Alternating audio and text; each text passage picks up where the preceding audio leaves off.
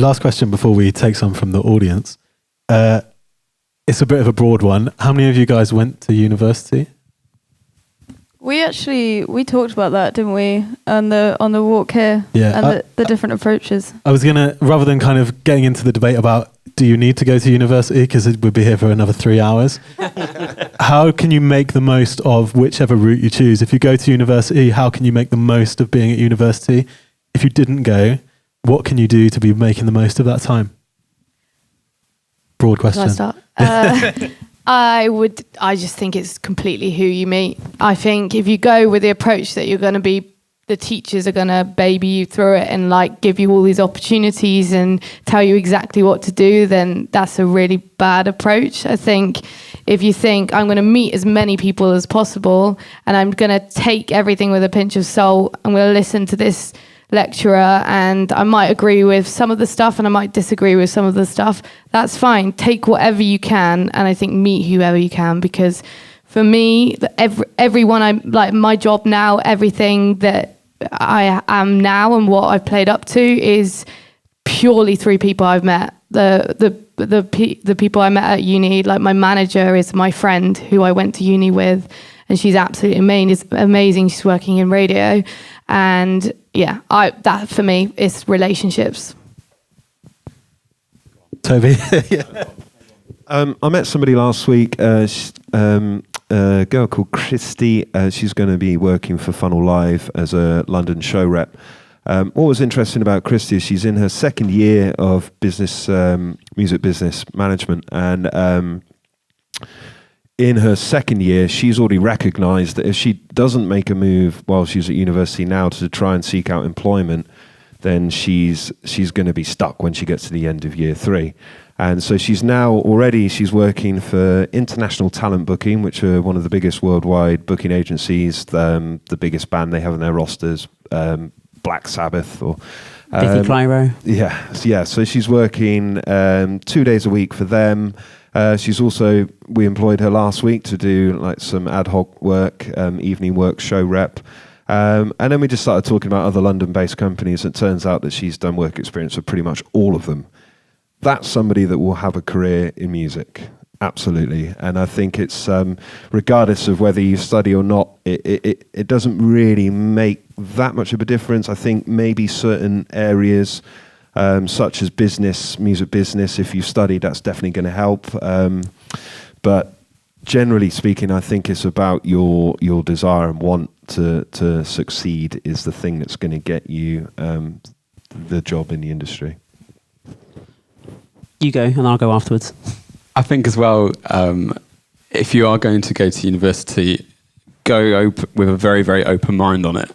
A lot of people, even myself, when you go there, you think, oh, fantastic, right, I'm going to go and do this 3-year course. It's a course on drumming. I'm going to come out at the end of it and I'm going to be a massive session drummer. And there's a lot of, everybody's thinking it. Same with guitar, same with bass. You think that, right, this is great, I'm going to set me up with all these contacts and all this kind of stuff. And obviously there's a lot of students, they can't set up every single one of you with, contacts and stuff to go out. And a lot of that you still have to build yourself. And like we were saying earlier on, going down to local gigs. And this was at BIM in Bristol? Yes. So I went to BIM Bristol. It was a 3-year course. I left in the first month of the second year, mainly because an opportunity came up to go off and do a tour for about 4 weeks and then loads of festival work. So it was kind of like there was no point me continuing the rest of this course because I was sort of going out to get on with what I was going to do the course for. So I just threw myself out into it. And then through that met a lot of people that then I've been able to get more work from. But yeah, definitely go with an open mind and take on as much as you can to learn as much as you can. And don't just hang around with all the other people who play the same instrument as you. Go and hang out with other people, even if it's just singers or the bass players and all that kind of stuff. And don't hang out also with just people from your year. Hang out with people that might be in the second year or the third year, because you can then find out stuff from the first year, how they found. And they're obviously more experienced because they've been doing it and gone through the course with it. I will just chip in there and say, echo a lot of this. It's all about attitude and application. It's how much you want it, how much you apply yourself. Local success story. There's a young lad who's 17. His name is George Davis. He comes from Malmesbury. I think he's doing Can Do in Chippenham. He's 17. He's an absolute outlier. He's the best lighting engineer I've ever worked with. He works with Mel B from the Spice Girls. He's done a few other things. He does Minety Festival. I met him because I needed a lighting engineer, and I literally found him online and just said, come and work for me. And he turned up, and I was absolutely blown away. He's 17. He runs his own company. He does his own books. He's HMRC registered. He does it all himself. He's an absolute outlier. He wants this. By the time he'll be retiring by the time he's 40, or he won't. He'll have his own bloody company, and I'll be working for him. But the thing is that you can tell very quickly whether someone's going to make it, because you can see how much they want it, how much extra effort they put in, how much they go and meet people, they chat, But going back to the university thing, George is not going to do university. He doesn't need to. He'll already be doing work elsewhere. However, tech-wise, I'm seeing, because I'm 35, like I said earlier, I'm seeing people that are coming through now who are doing university courses for tech-wise audio sound. I think perhaps 20 years' time, you're going to need to have a qualification. There'll be no QBE, qualified by experience. But if I go back the other way, people are coming through my venue now that are like, they've been touring for 30, 40, 50 years. They're coming to the ends of their careers. They don't have a qualification. So that's so I think 20 years' time, it may be very different. Not necessarily for all applications here, but certainly from the tech side of it. There is an element of whether you can deliver. If you can't deliver, you won't get a job. But like George is definitely, he's just very different to everybody else. He's just going to go and do it. But if you're going to need a qualification at some point. I think that's the 20 years' time, that'll be a thing. So I think especially if you're wanting to go into something that you're going to be teaching it, that I completely understand. Like you're saying, there are sections where you're going to need it, and as you were saying, if it's with the business side of stuff. But at the same time, I'm not knocking it, saying cancel your course and don't bother getting a degree, because it's great, because you learn so much stuff throughout. And I've got some great friends that finished the course and they've got their degree, and they've learned all the experience they need to go out and do it. It's the exact same experience you'd learn almost from the same of just going out and doing it, but obviously in a more detailed way, and you've got a lot more information on it, rather than sort of just finding out the hard way by it happening. You can sort of obviously work out how to avoid it. It's like a safety net, isn't there? Yeah. So you're a lot safer, obviously, learning all skills rather than just throwing yourself out there and then finding it when it happens. It also gives you 3 years to not get a real job and spend all your time. For me, I was living in London for 3 years, spending all my time on music and meeting people, which is such a luxury to have. I think if you want to go down that route and you want to go to university, then there is that to take into consideration, but don't waste it. You can also buy some really cool things with your student loan. Drums and instruments and stuff. It's great. Are you guys all musicians, or are we talking to producers as well here? Is it so a mixed bag? So a mixture, yeah. I think also on the flip side, just to throw, I didn't even go to university, but certain universities do carry a lot of weight, such as Berklee College in America. The amount of musicians that have come out of that college or their equivalent of university is mind-blowing. And this is an old thing. This goes back to somebody, John McLaughlin, who went on to play with Miles Davis, was his first gig, Bitches Brew. That's somebody that went to study their craft as a musician with their instrument. So if you're somebody that wants to understand every mode and every scale and every possible tuning and all that, if you want to go there into a completely different world with your instrument, then I think that going to a specialist university is going to be obviously a massive help. If you're more of a creative and you like collaboration and you're more of a band kind of person, or you're a songwriter, I think there's a difference there. I think there's a very big difference between being a professional musician and a songwriter. Professional musicians there is kind of a formula as to how you can get there, especially in the jazz world. And actually, the jazz world is quite a small industry. So therefore, if you become very good at your instrument, you're going to get recognized earlier on. You're still probably going to be playing 3,000 chords to just 3 people, but you still will have a gig. Whereas the rock and roll route, which is 3 chords to 3,000 people, you can write a hit and you can do that at any age and it can be huge. And I don't think there's so many rules in that area of it, other than you've got to write lots. And I think that's the key. I think you summed that up brilliantly. Yeah, that was cool. Thanks, Reuben. Did you have a point, Toby?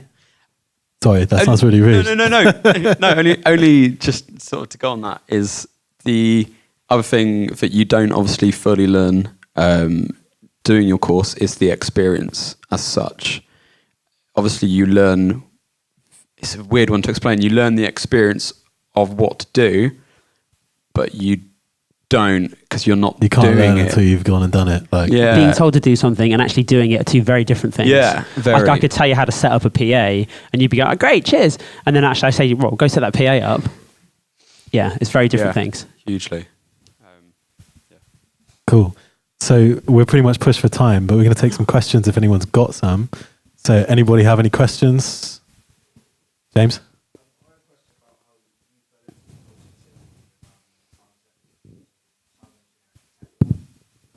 Sure, yeah. Yeah. I'd say, well, I come from a background, I studied physics, so I've always been really kind of into, and I used to fix stereos for people and things like that. So I've always been very techy. And I interned at the Colston Hall. I approached them and was like, just kind of knocking on the door every day, like, teach me how to do this, please. And went away and read 1,000 books and studied really hard. And then started in like really small venues like the Old England, which no one's probably ever heard of. It's so small. And then moved up to like the Crofters Rights, which is like on the touring circuit. And then the Lanes, and then Rough Trade, which is obviously a huge name. And then I went out touring, and then I kind of settled down into Thekla. There's a progression. You can't walk straight into a big venue, but it's definitely good to get experience in a big place first. If you're going to learn how to do it, learn how to do it properly, for sure, with nice gear. Definitely. That's an interesting one, because I'm just going to counter that point, because as I said earlier, I didn't go to college in the same way and get all this when I was still 99, 2000. I learned the other route, using crap gear and figuring out why things didn't work and building my knowledge base that way.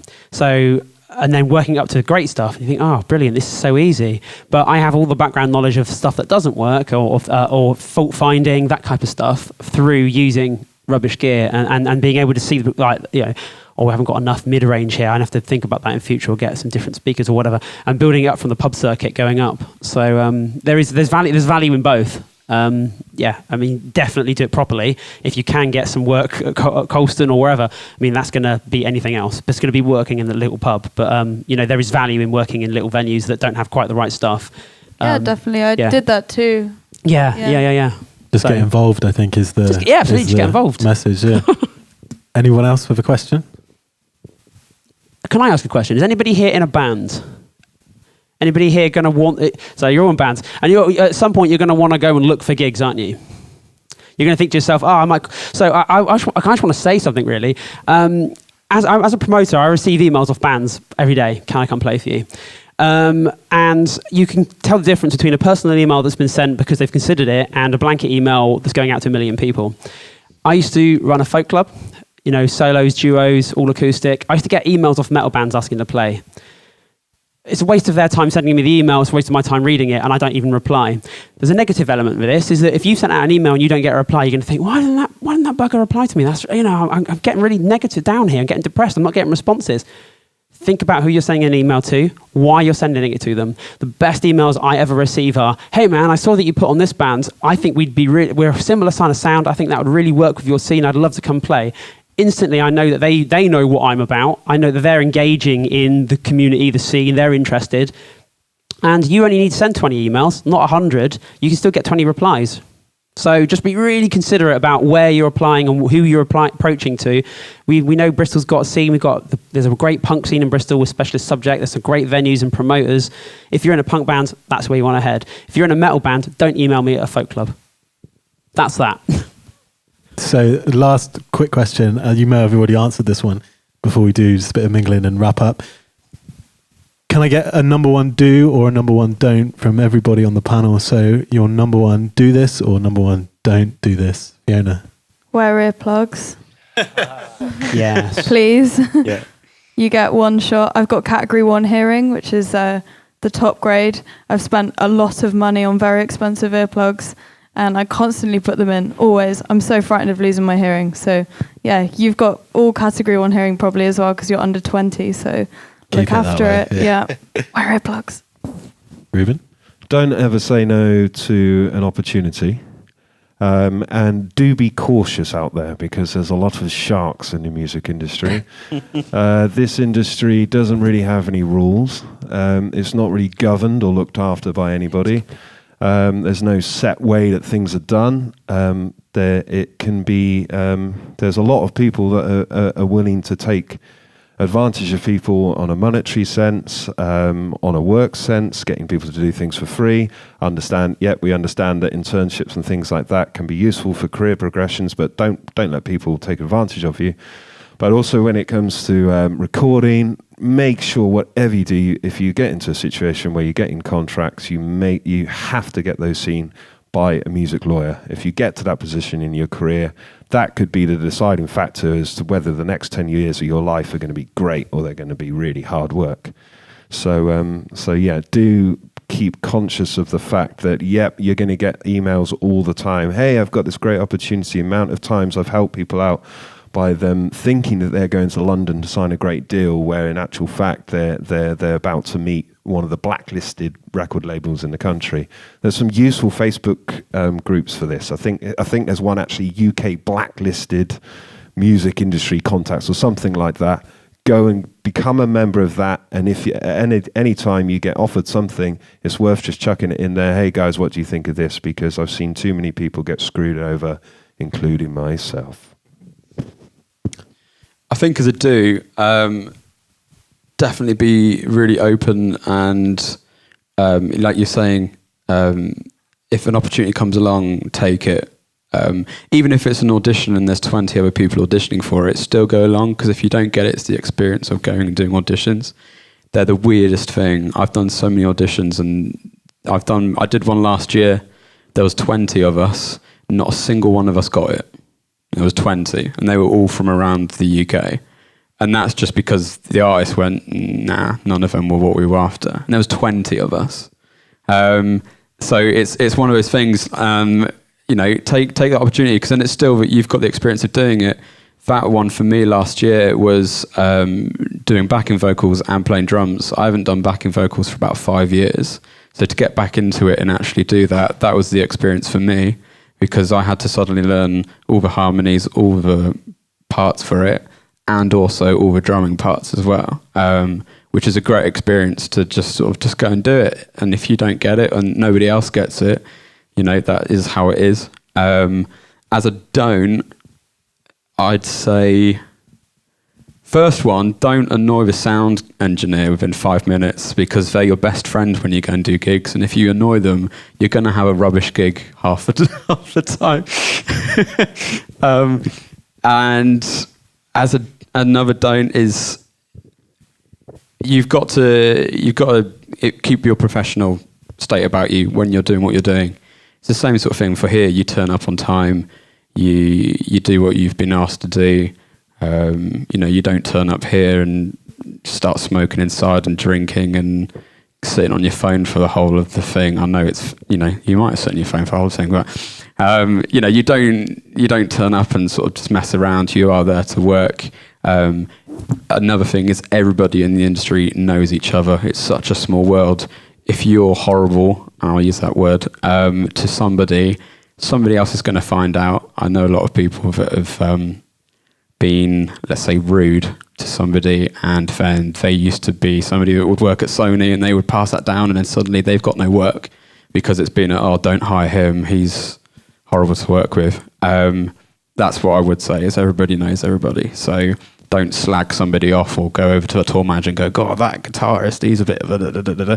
Because that guitarist and that tour manager probably know each other, and it will go round, and you can get in quite a lot of trouble and even get kicked off tours and gigs and stuff for that. I have luckily not had that, but I have known loads of cases of people that have done it and have really now struggled to get work and almost had to email companies and apologise to try and make a friendly relationship again. So, yeah. Okay, Reuben? Can I just, sorry, I'm just hopping back. Also, know your music history. I was signed, my first signed record happened as a result of knowing every single Beatles album inside out. People that have careers, people that have can throw sway and have money and can invest in artists. Obviously, the music's a big part of it, but on top of that, it's the impulsive nature in which these people often work. God, I love that guy. He knows every single lyric on the White Album, that kind of thing. So the more that you know about the musical history, the more that you're going to be able to put yourself in a situation where you can have a conversation with somebody that's enthusiastic about something. And also bear in mind that majority of people that are working in industry now, their musical love is probably 20 years back from yours. So if you know that stuff and you can have a conversation with somebody about Julian Cope's Jehovah Kill album that was released in 1994 via Island Records, very good. Then you're going to have you're going to have more of a chance of developing further, bigger relationships. Come and talk to me about emo. Can I just add to that as a musician side of things? Especially with sounds, there's a lot of, if you want to be a session guy, you need to have certain strengths of sounds that you can achieve and sounds you just know. For instance, you say stuff with Beatles, straight away if somebody goes, oh, can you get that Ringo sound with the tea towels? You need to know what that is. You need to know putting tea towels on drums is going to suddenly make it sound incredible. Or if they want you to play it in a certain style, you need to know your history. And like you're saying, a lot of the people that you might be working with, especially engineers and producers and stuff, they're like in their 50s, sometimes even into their 60s, and they're going to start pulling out names from stuff that you weren't even around when it was, done. So you need to sort of know that kind of stuff so that you can go, oh yeah, that Eric Clapton sound. Yeah, okay, cool. Obviously I'm not a guitarist, but that's an example. You need to be able to pull out straight away and go, all right, I need that pedal, or I need that tuning, or, these brushes or these sticks, or, whatever. Or even with singing, vocal technique, I don't have a mass amount of it, but you need to know all these kinds of stuff, and your history with music, definitely. I once had a drummer to come to me and say, he's in a Dire Straits tribute band. He goes, I want my drums to sound dead like Dire Straits. So he wanted no life in his drums whatsoever. Gaffer tape. And I was like, oh, okay, great, yeah, I can do that. Heavily gate it, so there's nothing else going through, like that little snippet. Yeah. So he's right. Kate, a do or a don't, or both? I'd say do. Always put the music first. It's so easy to get distracted by social media and what it looks like and what you want people to perceive it like. But at the end of the day, you just need to put the music first and what you're trying to achieve with the music. I'd say don't write rubbish emails. I would say it's really boring, but just make sure your grammar's correct and your spelling, because talking from the industry side, if we get an email and it's rubbish grammar, you just don't look at it. You just don't. Don't. Straight away. It's hard work, isn't it? Yeah, if you get like an email for something, I've had it before with a band, and if the email's really badly, that probably the product's also going to be really, really bad. I know it sounds really bad, but I had it the other week. Somebody emailed about needing a drummer, and I listened to the SoundCloud link, and it literally was what the email was like. I know that sounds awful to say, but instantly I knew, right, well, they can't even write an email correctly, and they didn't cover the points. They didn't say how much they were even going to pay. Nothing. It was just, are you free such and such, this venue, and a SoundCloud link. That's not good. As a person you're hiring, you need to definitely give more information. And my do's, a lot of this is all sort of first impressions, really. Making sure you write the right email properly and all the rest of it. Be easy to work with. I had a point on that, but I've forgotten what it was. Touring Yeah, I mean, is, just- just being like just- friendly. Yeah, being just friendly, easy to work livable. with. Yeah, livable, because, we're just going to spend sort of 8 hours in a building together doing a show, be easy to work with. It's not always going to be perfect. Things are going to go wrong. And it's how you react to that. If you flare up and blow up and walk off, boom, there's an issue there we have to then sort out. If something's not working, okay, yeah, we can get over this. What can we do? Just be easy to work with. Because if you're a nightmare to work with, as we said earlier, no one's going to want to work with you. So... Also, get to love wearing black. Yeah. Because it's all you'll wear. Yeah, you don't have to do this. But I have about 12,000 black t-shirts and one white t-shirt. Black jeans, don't spend loads of money on them, just buy Primark ones. You're going to rip them. Just buy really cheap black t-shirts and just wear black. Clothing with Also, Toby. it was fashion advice from Toby Partridge. boots are a theme here. Yeah, it's normally Yeah. black trainers, so I've put a bit of colour in it today. But yeah, black. It's session black. It's always musician black, crew black. It's always how it is. Oh. Yeah, stage black, so you can't be seen. We have a question. Question? Yeah, literally. So I think a lot of the time it's also because it looks smarter. As a session musician, You there's don't quite- have to, by the way. No, It's no, just- no. There's quite a lot as a session musician, especially where they'll go wear black because the artist will then want to wear something really, really colourful, and you don't want to be standing out in some stripy Hawaiian t-shirt. And it's the same with crew, especially when I'm teching. You're hiding, basically. You're trying to be hidden, but you don't want to be blasting out in a high-vis jacket and, looking outstanding. If you need to run in and quickly change something or grab a cable or whatever, people don't want to be seen. They want you just to be in black, and it looks smart as well. Having yellow hair is fine. Yeah, you don't have to dye that black. That's All right, we've run over a little bit, but we'll wrap it up now. There'll be about 10 minutes or so these guys are going to hang around for if you want to ask them any questions personally, one-to-one, or just get to know a bit more about what they've been speaking about. But yeah, thank you all for coming, and thank you guys as well. Round of applause for the panel, please.